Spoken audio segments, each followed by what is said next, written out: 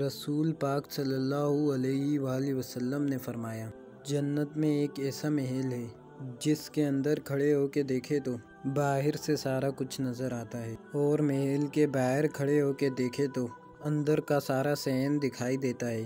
حضور توجہ دلاتے تھے تو صحابہ میں شوق پیدا ہوتا تھا، یا رسول اللہ کس کو ملے گا؟ ویسے ہی دنیا میں بندہ اچھا گھر دیکھتا ہے تو کہتا ہے یار کتنا اچھا نقشہ ہے، کس خوبصورتی سے بنایا۔ اور جب حضور ذکر کریں اور جنت کے محل کا ذکر کریں، عرض کی یا رسول اللہ صلی اللہ علیہ وآلہ وسلم کس کو ملے گا؟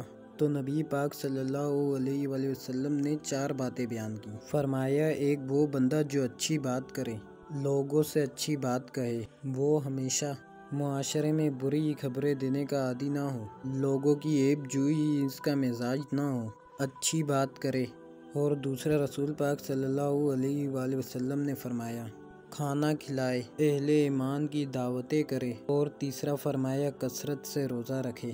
اور چوتھا فرمایا، جب لوگ نیند کے مزے لے رہے ہوں نا تو یہ اٹھ کر اپنے رب کی عبادت کرے۔ تو جب لوگ خواب خرگوش میں ہو، نیند کے مزے لے رہے ہو، تو رب کے بندے اٹھ کے اپنے رب کو یاد کریں۔